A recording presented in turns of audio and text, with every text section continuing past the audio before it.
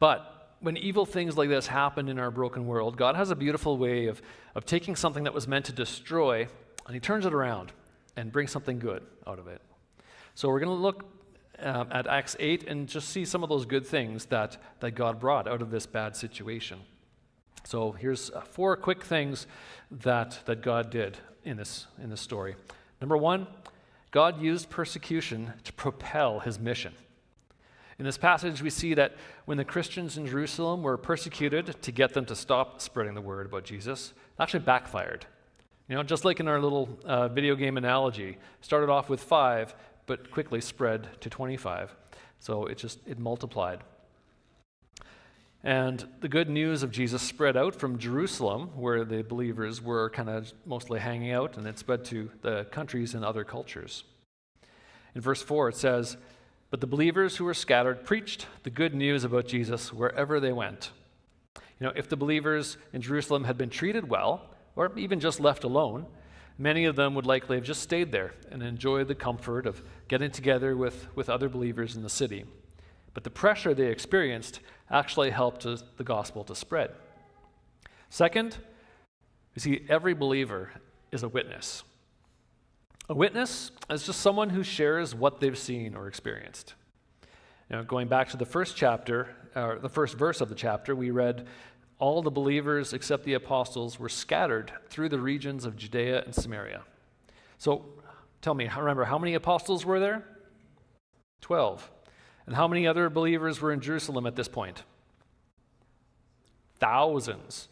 So after Pentecost, when the Holy Spirit came, like 3,000 were added to the church just in that one day, and they continued to have more and more people added. So there were thousands of believers, and most of them at this point were probably very new, to faith in Jesus. They hadn't been with him for at least around 3 years like the apostles were.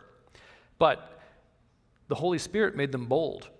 And wherever they went, they told people of what they had experienced, because they were in Jerusalem for the festival, and they were there when Jesus died and raised back to life, and the apostles explained it all to them.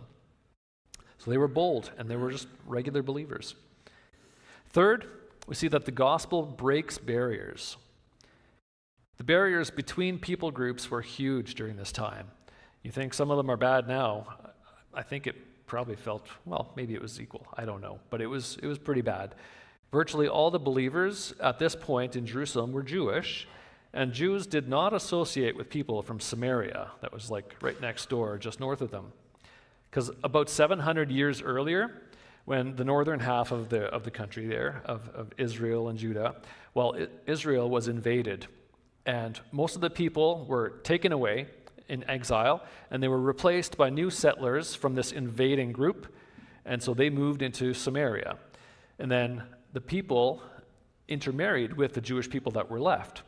So this new mixed people group became known as the Samaritans. They're kind of like, distant half-cousins that they didn't get along with. And one of the really big disagreements between the Jews and the Samaritans was in what they believed about worship, about how they were supposed to worship God. The Samaritans, they had built a temple on Mount Gerizim to worship there, but the Jewish people believed the only right place to worship God was in the temple in Jerusalem. And this was a big deal. Earlier on in the Gospels, before Jesus was crucified, he actually shocked his disciples by going through Samaria on one of their trips, and even talked to a Samaritan woman at the well there. So 2 taboos. First of all, she was Samaritan. They didn't talk to Samaritans. And the rabbis wouldn't have talked to a female. That was another taboo. But when the woman asked about where the right place to worship was, Jesus said, "The time is coming when true worshipers will worship the Father in spirit and in truth." Meaning that going to their temple, this one or that one, wouldn't matter anymore. We would become God's temple ourselves. The Holy Spirit would come and live in those who believed. So just like the original temple wasn't a temple, it was a tent. The tabernacle was portable. Now, the temple, us, was going to be a bunch of portable residences of God all around the world, to spreading to all peoples and all places. So fast forward back to Acts chapter 8, and here we see Philip. He followed Jesus' example. He went to spread the good news to the Samaritans, breaking those major cultural walls that they had put up between each other.